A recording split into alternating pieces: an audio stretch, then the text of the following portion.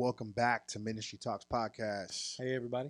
So excited that you're here with us. That's right. If this is your first time, I just want to say thank you for joining us. Welcome. If you have not liked, subscribed, go ahead and do that now or after. Watch all the other seasons that we have. Yeah.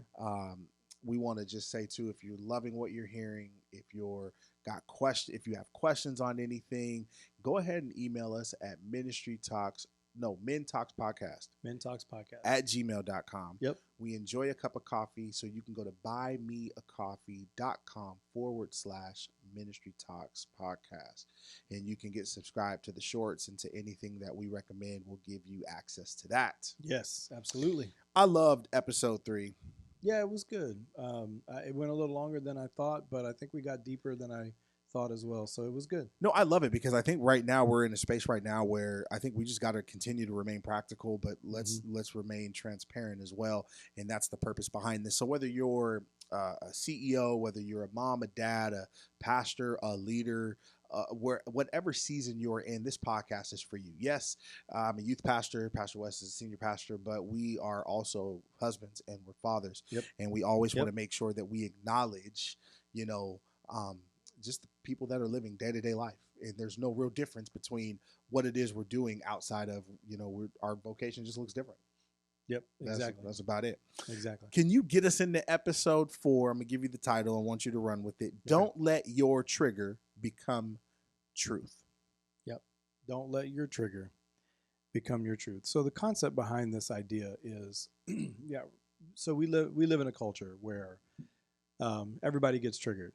Yeah. Over everything. Like, it's not just a buzzword anymore. It like has become a staple in conversation. Mm-hmm. Oh man, that triggers me. Oh, you can't do that. That triggers me. Right. Oh, well, when this happens or when that person says this, what's another words? Oh, cringe. Oh man, that's so cringe. Like, I cringe inside, because I'm triggered. And I'm like, okay, I get it. I cringe. When you are triggered, here's what basically happens. Okay. You have an uprise or an uptick in an emotion.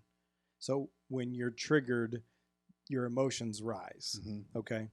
And what has happened, what I feel has happened is we society, and including Christians. Yes. Thank you. Have allowed the triggered emotions to become the foundations of our values. Okay. So that's why today's episode is don't let your triggers become your truth. In other words, don't let what triggers your emotions, good, bad, or indifferent, become the value that you place on the people or the circumstance or the season or whatever it is that triggers you. Which actually, by the way, with no joke, the word trigger actually is one of mine. I don't have many, right? I have pet peeves. Yes. But when I'm saying, when I say trigger, Pastor West, you can't say that. That triggered me.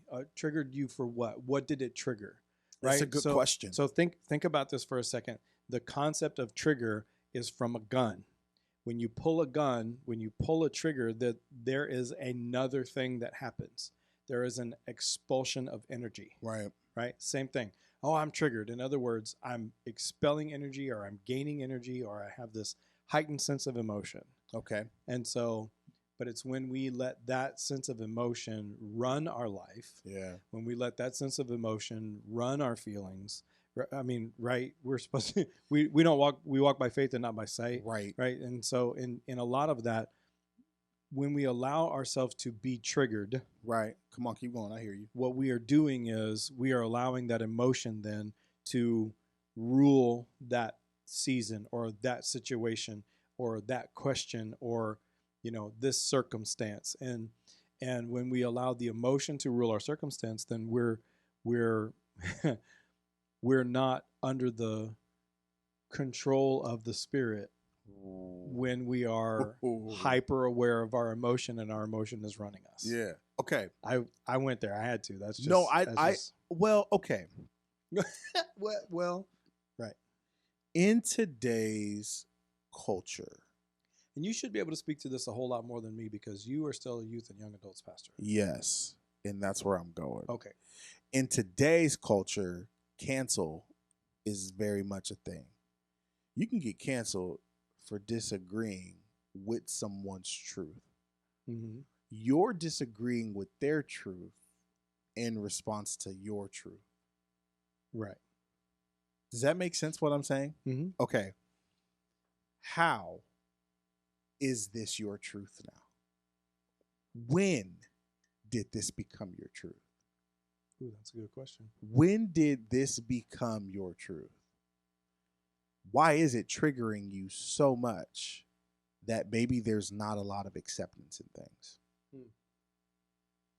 What was one of the episodes that we did? We always allude to like an episode, but when normalization becomes desensitized, Right. Yeah, when normalizing becomes desensitization. that's kind of what this is to me. Right. Here's a thought. Right. Let's go. I wrote something down. Okay, go ahead. Is this the hill I want to die on? Okay. Here's my thought with this. Take this and run with it, and then we'll hit our break. You're triggered by something that I've either said, you're triggered by something that someone is acting upon. Mm-hmm. Okay. Mm-hmm. Is that a hill you really want to die on? Meaning, this is my truth. This is what I believe. Come hell or high water, this is it. Right. Is this a hill that we really want to die on when we're triggered by something that may not last 5 minutes, 5 months, or 5 years? Right. Oh, that's good. So what do you think? That's good. That's definitely a question that we need to ask when we do get triggered by something. Is this it? And this is the question. I'm gonna double back on this question. Okay. Because asking that question also reminds me of asking the question, in the light of eternity, does this even matter? Ooh, in the light of eternity, does this even matter? So again, with and I've been on this eternal kick lately, right? I love it. Like when we have an eternal perspective of life, then when we get to the place of saying, is this the hill you want to die on? Does this stance you're taking matter in eternity? Yes. Thank you. Because if it does, get on it, stand on it. And you better be able to back it up. A, B, you better make sure that it's not in a heightened state of emotion. Like have an actual, set of, hey, this is what I believe and this is why. Because remember, the concept of being triggered is the heightened sense of emotion because of something that rubs you the wrong way, something you disagree with, something that you don't like. Here's one of the things, and I'm just going to say it because this is my safe space. Okay.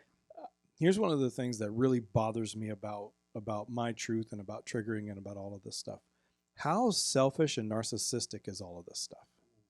Narcissistic. I'm over here just like I love you, and I'm going to do my best. Again, live at peace with all people, at all men, at all times, if at all possible. Yes. But I'm not going to sit back and not love you and speak the truth, or I'm not going to sit back and let your emotions run you. Because we don't live by our emotions. Emotions are fleeting. Yes. Emotions lie. Okay, okay. For young adults, I believe there is a crew of young adults who feel entitled. Well, yes. Humanity definitely feels entitled. Yeah. However, this generation, like many other generations before them, I mean, the whole Vietnam era and everybody before that, yes, we've done this, we've done that. So it's like we're owed something. We're owed something. Like I am owed. I don't. What can we put in there? I am owed an explanation. Right. I went to school, so I am owed the job that I went to school for. How dare you? You stand on a soapbox and now you are believing and agreeing with whatever the case may be. Right. Youth, I believe they're coming up in that same wave, but I think there's a little bit more of a hesitancy that I see with youth.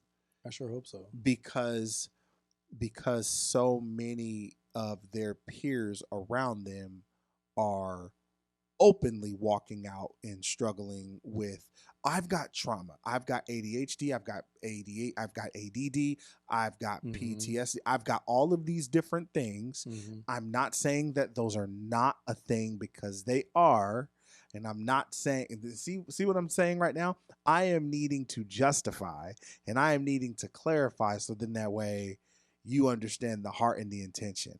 Right. But what I have said within the last 10 or 15 seconds could have triggered you. And I'm not trying to ignore, right, and I'm not trying to cast to the side that it's not important. But why are you so triggered? Like, what happened? Right. What happened if I'm talking to a 22-year-old? What happened when you were 12, bro? Or, 18. Like, what didn't you deal with? What did we talk about? Leaving like an adult. Right. What didn't you deal with? What didn't you deal with? What did you grow up with? What didn't you deal with? Yeah. So before we dive into that, let's take a break and thank our sponsors. Yep. Hey, we just want to take a moment and thank the sponsor of today's show. You guys know that we drink coffee on this show all the time, and so it would be just perfect for our very first sponsor to be a coffee company. That's right. Beansforgiving.com. Beansforgiving.com. It's an extraordinary coffee with an extraordinary cause. Their signature blend is right here on the table, Sweet Jesus. We've been drinking that pretty much this whole season. He has 3 or 4 other blends that are fantastic. Beansforgiving.com. Extraordinary coffee with an extraordinary cause. You can find it online, beansforgiving.com. If you buy one, you give it, you enjoy. And here's the thing. 100% of the proceeds of the purchase of this coffee go to a nonprofit organization of your choice. That's right, a nonprofit organization of your choice. So not only do they not really make a lot of money on this, they support nonprofit organizations out there. They are also supporting this podcast by just giving us some coffee. So we want to make sure that we say thank you to Mr. Tony. Thank you for Beans for Giving, the company, beansforgiving.com. And so go check them out. And again, we receive nothing from your purchases, but I do have to tell you, it's good coffee with or without a little cream or sugar. It's great coffee by itself. So again, thank you to beansforgiving.com. So we're back. We're back. And what didn't you deal with? I think there's moments. Okay, I'm sitting in this. I think by the time this airs, I will be halfway through my summer classes. Right. My first class was the foundations class and talking about spiritual practices. Okay. And a lot of the spiritual practices I have to write. I think I had to write like 4 journal entries, but it was sitting in silence was one of them. Okay. So sitting in silence meant I needed to create a space, set a timer, and sit with it. You know how hard that is, not just for me, but I think hard for anybody. Yes. To slow the thought process down. You're thinking of, I can't believe I did that or said that. You're thinking of what's for dinner. What do I need to accomplish? What bills? You're thinking about so many things. Right. It took me about 20 minutes to settle. And mind you, I set a 30-minute timer. Right. And it took me 20 minutes to settle. So then when the timer was over, I actually sat for another 20 to 30 minutes because after I finally found the rhythm of sitting. So what did I do throughout the course? I had to sit with myself. Right. And I had to ask myself, man, what does trigger me? Maybe it's insecurity. Maybe you have never said that word. This is a great opportunity and a great moment that I'm just going to say this. This is Zayology. This has nothing to do with Pastor West, nothing to do with anything else, but there's nothing wrong with going to therapy and being a Christian. Yeah, absolutely. Because if something is triggering you to the point of you lashing out, and I love what you said about the trigger from a gun, there's a reaction to that. Release. Yes, there's a reaction. If you are triggered by something, and it causes you to flare up and to become frustrated or to become angry or you shut down, that is an emotion that needs to be dealt with. Right. So then, like, why? I think I even said it in the last episode. When you're triggered, we should begin to look at that as a caution sign. A red flag. We should be able to start seeing that, hey, there's something that's not right. And there's something we need to deal with, right? I mean, if if you have a heightened burst of emotion Mm-hmm. because someone cut you off when Yes. you're driving, there's something not okay there. And you know what? Even in today, like people have road rage and it's so bad. People have gotten shot and killed. Oh yeah. So like I have to learn the difference of like, do I really need to honk right now? Or because Right. if I'm with Heather, I have to. There's even tones when you honk your horn too. By the way, like if Mhm. I lay into my horn, that's obnoxious. Right, I'm saying something. Yeah. But if I give you a quick little beep beep, like hey, lights green, let's get going. Mm-hmm. But sometimes I won't. Sometimes I'll just sit there and just be like, I don't want to be the cause. But watch this. You're not mad at me for cutting you off. You're not mad at me for honking you. Maybe you got into an argument with your wife. Right. You're triggered by something like that was the last straw. And maybe I didn't know it and I added more fuel to the fire. Can we be decent human beings and be aware that maybe what's triggering you, maybe I am not the cause of the trigger. Mm-hmm. Absolutely. Maybe you release some stuff toward me and on me, but I'm not the person that you should be releasing that towards. So I think I'm going to go in the front of this episode and I'm going to actually type out trigger warnings. Okay. And I'm just going to do that because I want to get into some of those. So when you go sit at dinner with your family and you know that you cannot bring up politics because it's going to trigger somebody. Oh my gosh. Keep going. When you are trying to have coffee with another leader or another business owner and they're late. This is my deal. That is the thing that pushes me. It pushes my buttons. Pushes my buttons. But I've learned to be able to say, you know what? Maybe there's a reason, right? Am I perfect at it all the time? No, absolutely not. But what I'll do about 5 minutes till is I'll send a text. Now I've trained myself. I send a text. Hey, are you close? Do I need it? Can I grab you a coffee? What do you want? I'll order for us. Something. You've done that with me. That gets me to the point of not being mad at you for being late. And by the way, late is 15 minutes early. Like, yeah, you know, but I've had to train myself in order to do that. It's because I've seen my insecurities and my shortcomings. Speak on that. And when those things actually when they get poked, when they get kicked, when they get knocked over, and I have this flare of of emotion. Yes, sir. Right. That should tell you something. Yeah. Right. Here's another trigger that a lot of people are talking about. Donald Trump. That's all I got to say. And people are already like, freaked out. On edge. Okay. Y'all didn't care about the man before he became president. Y'all didn't care about him. You loved him when he was on TV. You're fired, right? Like, right. But now that he's already been president and he wants to do it again, everybody's all in an uproar. Who, in the light of eternity, his presidency is that's it. And so why does that upset you? Don't you realize that we have a whole pendulum of power here? But you're talking about something that was really, really, really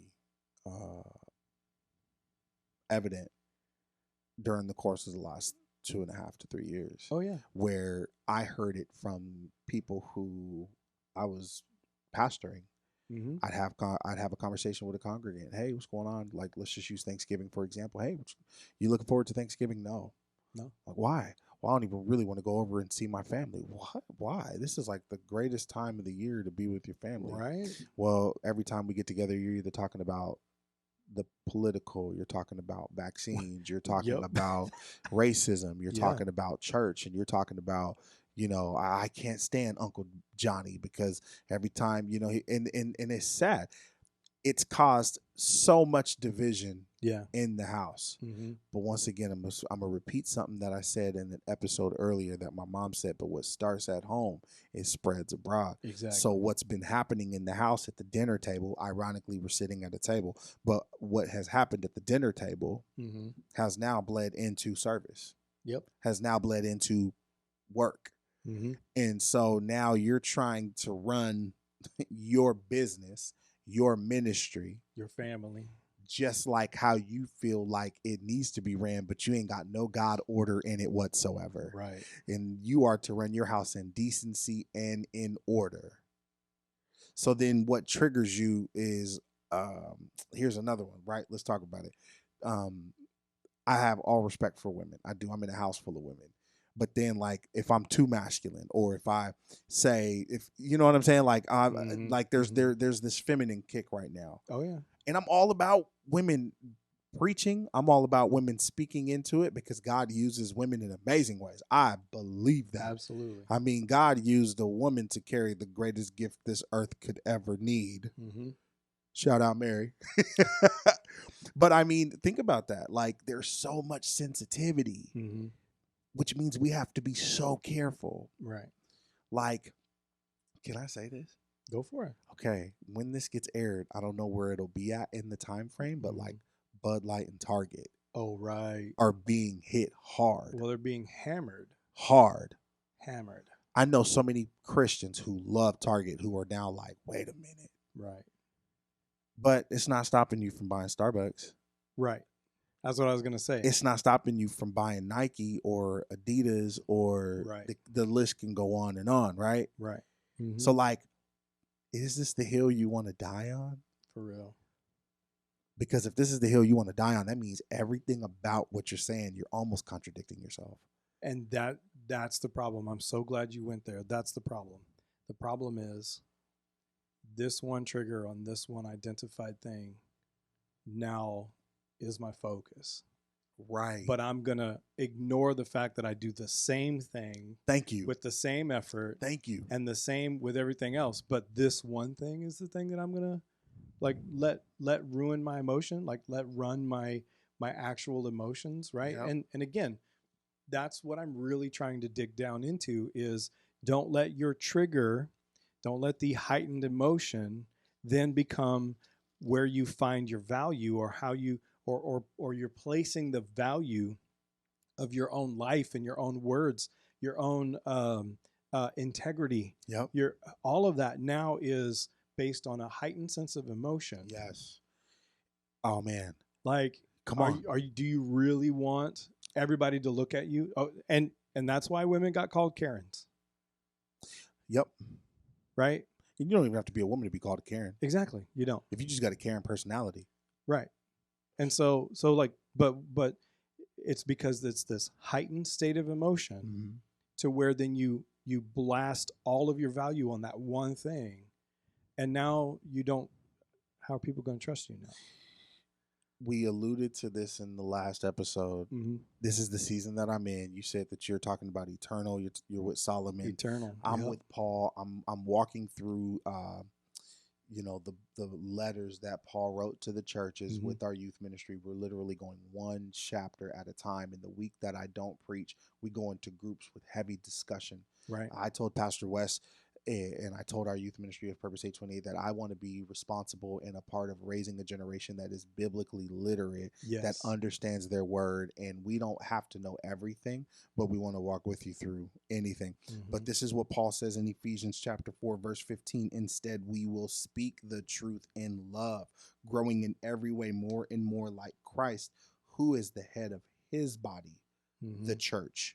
Watch this, verse 16. He makes the whole body fit together perfectly. As each part does its own special work, it helps the other parts grow so that the whole body is healthy and growing. And watch this, full of love. His own work. And he said, and it also says that he makes the whole body fit together. He makes the whole body perfectly do his own work. And that each body has its own work. Portion. Has its own work. So what am I trying to say? If I'm going to speak on something, I need to do it in love, and I need to speak with the tenderness and gentleness like Jesus did. Absolutely. Jesus spoke. When I read the word of God, it should do a couple things. Change me, challenge me, convict me, comfort me. That's what it should be doing when I'm reading it. And correct you. And correct. That's the fifth one. Correct me. If I'm reading my word, it is also reading me. And if I'm speaking the truth in love in a gentle and tender way, then it should be reciprocated and received full well. I'm going to close with this, and I'm going to let Pastor West close to that, and I'll give you the episode 5 topic. But if we are to die on the hill that we're so passionate about, we need to make sure we got everything else in order. Well, because if I get called out, then I need to take that call out. Right. I think do me a favor while I'm looking for this story. I'm going to close it up with this story. Do me a favor. If you're going to, here we go. If you're going to put so much effort and intentionality behind one thing, please do the same effort and intentionality behind everything else. Keep that same energy, because that's where that line comes into play. Keep because that same energy. It's easy to pick and choose your passions, your likes, your dislikes. Mm-hmm. If we're asking the question, in the light of eternity, does it even matter? Then the trigger shouldn't be a trigger. Because in the light of eternity, most things don't matter. If it's going to trigger you, I don't even know if you read your scripture yet. If it's going to trigger you, and I just felt this, if it's going to trigger you, then it should lead you into action to help be a solution to the problem. Correct. Because what happens is when it triggers you and it leads you into a space and a release of emotion, you stand on a soapbox and you complain and you complain and you complain on what the church needs to do, what the company needs to start doing. This is what I would do if I was that. Mm-hmm. Well, we just said in the last episode, is it all worth it? Is it all worth it? Right. So is it all worth it in the light of eternity?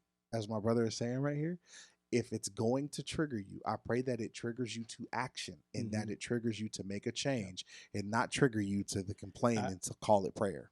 And here's my story. John chapter 4. Jesus and the Samaritan woman, right? The woman at the well. He's like, hey, she goes, hey, sir. And he's like, hey, give me a water. And she said, well, you can get your own water. And then Jesus says, anyone who drinks the water that I give will live forever. Right? Already talking about truth, already spitting truth, and she don't even know it. Okay. And then she asks for water. And what does Jesus ask for in return? Go get your husband. She says, I don't have a husband. That's verse 17. Now, in this moment, she said, I don't have a husband. And Jesus, in all of his wisdom and in all of his knowledge, right? All of God's sovereignty, says a phrase that should have completely triggered this woman. I know that's not your husband. You're right. You don't have a husband, for you've had 5. Jesus. And you are not even married to the man you're living with now. Jesus. And her name was Karen, went off on Jesus. But that's not how it went. She didn't allow this moment in a heightened state of emotion, right? In a triggered state, in a heightened state of emotion. She didn't let the emotions rule her. I think his tone was soft and gentle. It was. She says, you must be a prophet. And he goes, well, I am, but I'm also... Like, she could have went off on him. She could have just left the scene and this story would have never been in the Bible. But in a heightened state of emotion like this, Pastor West, that's kind of like you're fishing. You're going really, really way out there for this one. Mm-mm. Listen, she went to the city, what you just said. Yep. If you're going to get triggered by something, let it be moving you towards something better, something different. She goes to the city. And she says this. This is chapter 4, verse. Here we go. Verse 19. Verse 29. The Samaritan woman says to the people in the village, come and see the man who told me everything I did. Come and see Jesus. Could he possibly be the Messiah?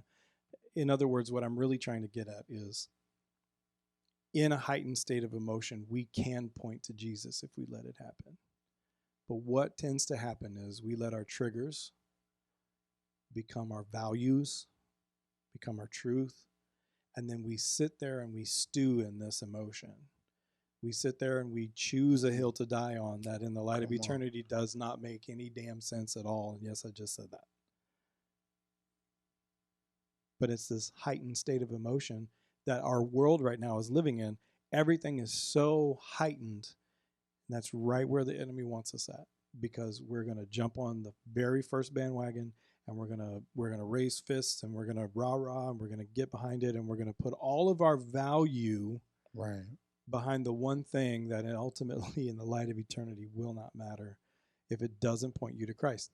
This woman at the well, she let this heightened state of emotion, she let this instance help her point other people to Jesus.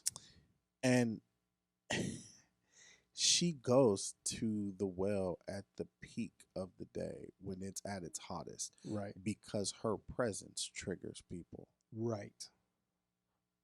Because everyone knows who she is. Mm-hmm. Everyone knows who she's associated with. And her presence alone would trigger other people. So she goes during the hottest part of the day so she can get water. Mm-hmm. The fact that Jesus is speaking to a Samaritan woman. And who is a Samaritan woman in today's culture? The fact that Jesus was speaking to a Samaritan woman. A Samaritan woman in today's culture would be my daughters. They're mixed. Right. They're black and white. Well, Zoe's black and white, and Savannah and Bella are Polynesian and white. So they are a mixed breed. They are not full white and full Polynesian. So the fact that her presence alone would trigger somebody. Mm-hmm. And so the purpose of this conversation and the purpose of why we felt like it was necessary is because in today's culture, that language is so used, and I hear it with youth and I hear it with young adults, and I'm pretty sure you hear it as a senior pastor. Oh my gosh, that just triggered me. It's so alarming. And and I'm pretty sure stuff is triggering you. That means you're aware, but don't let it trigger you to create a downward spiral and be a distraction. Don't let that heightened state of emotion rule who you are. Don't let it take over your values. Don't let that thing become your value. Season 5 of episode 4 is just raw, bro. And we're getting better with this. And what I say when I say we're getting better with this is that we're just going layer after layer. And we pray that this conversation and that this content is blessing you. So with that being said, if you have not liked, subscribed, follow, go to YouTube, go to Spotify, make sure you stay connected. There's an episode dropping every week.